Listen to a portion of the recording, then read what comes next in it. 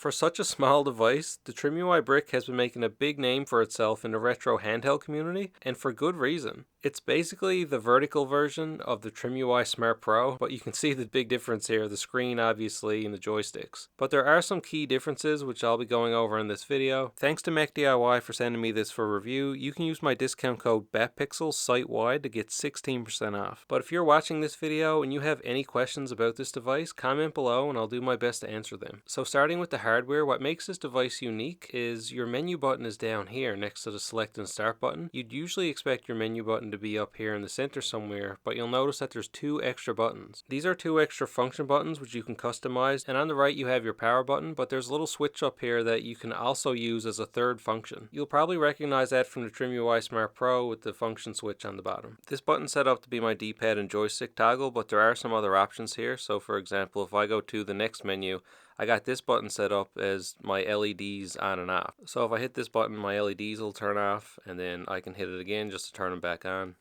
The switch on the side gives you more options, such as power save or performance mode. You can also set it up to toggle your turbo buttons. You've got your volume buttons on the side. There's nothing on the top besides an LED light. On the bottom, you've got your SD card slot, reset button, your power charging port, microphone, and headphone jack. But there's more than meets the eye here, because you have these bumper buttons on the back, which you'd expect. But if you don't like these, you can easily just remove them and give them a flick somewhere. You can see with the bumpers off, there's these holes so you can put them back in easier. And in the center, there's an OTG port for things like external controllers. My Trimui Brick came with 5 sets of different bumpers. The best way I can describe these sets of bumpers to you is that there's 2 sets of gray bumpers. So the first set has like a sharp edge to them, but the second set of bumpers has rounded edges. You can see with the sharp edge, they're pretty similar in height when you move your finger across them, but the rounded edge have a height difference. So R2 is much taller than R1. One thing I will say about the bumper buttons is they don't have much travel to them. I also received 2 sets of clear colored bumpers. They're the exact same as the gray sets. They have a sharp edge and a smooth edge. The clear versions also look really cool when they're lit up.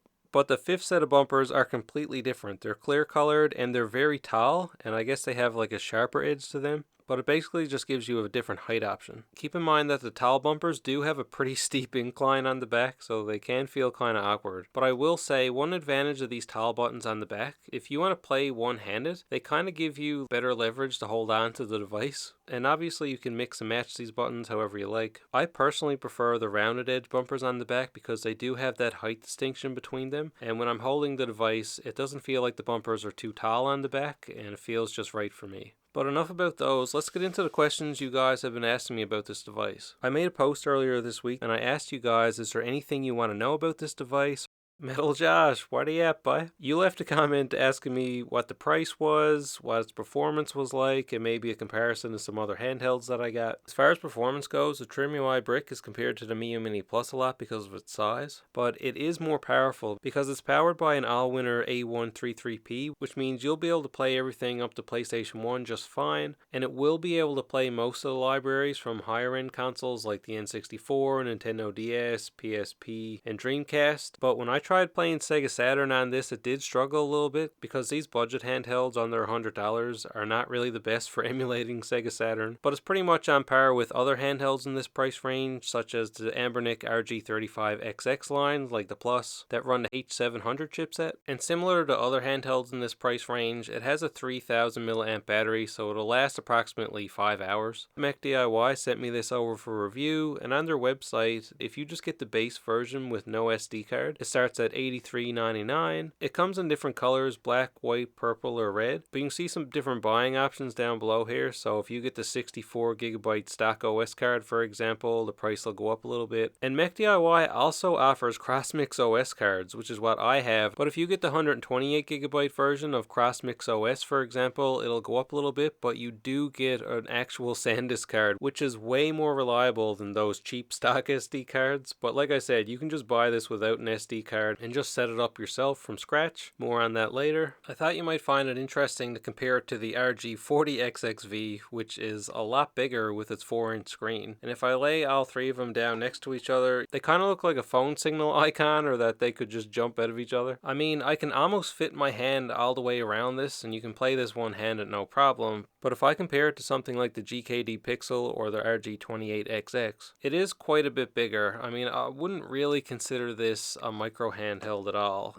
It's kind of like the in-between size, that's why it gets compared to the Mini so much. And for those wondering, it weighs 159 grams. People also wonder how loud the buttons are and stuff. Obviously, with the ability to switch the bumpers out on the back, it does kind of make a bit of noise if you give it a shake. And infamously, the RG35XX had very loud clicky buttons, and the Miu Flip has much quieter buttons. These would be very silent if you were in a room with somebody. I would say this is in between both of these two, but they're really not that loud. They just have like a little bit of a click to them. Now, one thing I am happy about is when I reviewed the Trimui Smart Pro, I said that the speakers on this was really not the best, and I still stand by that. So I was a bit surprised with such a small device. It seems like they improved their sound quality somehow. I mean, obviously they're very small speakers, so they're not the best speakers in the world, but I'll just play a couple sounds now just so you can hear it.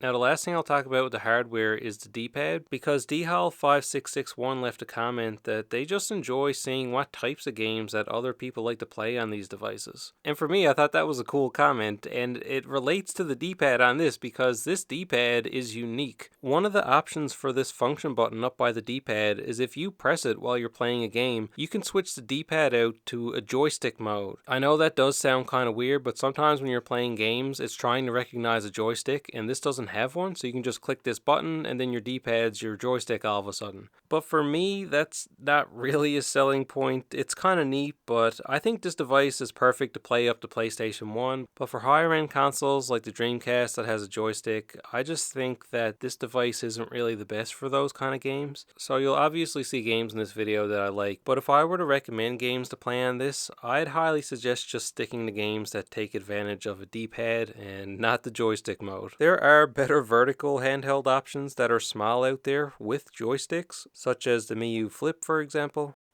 And that kind of relates to the next comment I received from Will C1020 about what kind of custom firmware options are out there. And Cujo Bob was also wondering about that. If you're someone that just wants to play up to PlayStation 1 like I mentioned, and you don't want a whole bunch of bells and whistles, you just want to use this as like a very simplified small device to take with you, a very good option for the Trimui Brick is MinUI. So I made a full guide on how to install MinUI on the Miu Flip. It's basically limited to PlayStation 1. You can also play Pico 8 on there. It's a very simplified interface. You can customize it if you want to, but it's perfect for people that just want to have a no hassle option and just play some older games. So my handheld that came from Mech DIY came with a version of CrossmixOS on it. So Mech DIY is offering these SD cards that has a customized version for the Brick called Crossmix 1.3.9. It won't have everything set up perfectly. It'll have all the extra apps and everything that you're looking for. You can even enable sync things. You can wirelessly back up your save files. So everything from Crossmix is there, but there's just some stuff that's not fully optimized for the Brick yet, such as the screen size within Portmaster and things like that. And that's because CrossmixOS for the Trimui Smart Pro is in version 1.3.0, and that's optimized for the wider screen that has, and the official version of Crossmix for the Brick is version 1.4.0. So if you like Crossmix and you have the stock firmware on there right now, you'll be able to upgrade that to Crossmix 1.4.0 when it releases very soon. Now, similarly to CrossmixOS, you can install Newly Firefly on this. The reason why I say that's similar to Crossmix is that Newly Firefly is in the pre-alpha stage for the Brick right now, so most of the stuff will work just fine, but they still have to fix some things. But if you're someone that does not like tinkering around too much, then buy the CrossmixOS card for Mech DIY using my discount code. And Mech DIY's CrossmixOS card is a SanDisk, so it's very reliable. The last comment I received was from Fornaz. They said that this has a heat problem and they were wondering how hot this gets when you're playing it for a while. So I did try a few different systems for 30 minutes each, and I had the screen brightness at about about 5 out of 10. I did try power saving mode and different things like that, but here are the results. I've just been going through the menus and it's already heated up a lot. If I aim my temperature reader at the back, you can see it's 30 degrees. It got as high as 33 degrees and the plastic part is 28.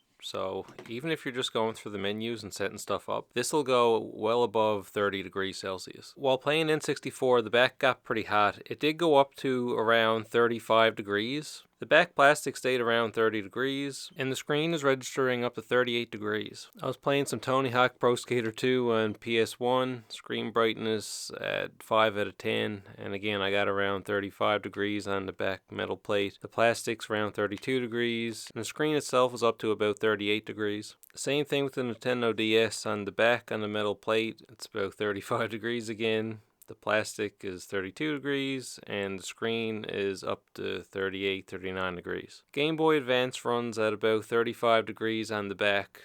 The plastic is around, 30, 31 degrees. I put my screen brightness all the way up to 10 out of 10 on Game Boy Advance and I got up to 40 degrees. So if you're someone that doesn't like their device heating up and getting pretty warm, then you might not like the Trimui Brick because the back metal plate and the screen especially will get pretty hot. So your hands will get a bit warm playing this, and if you put this in your pocket, it will be pretty warm. But like I said, if you have any questions, feel free to comment below and I'll do my best to answer them. I'll have Mech DIY links down below with my discount code. Thanks for tuning in and I'll see you in the next one.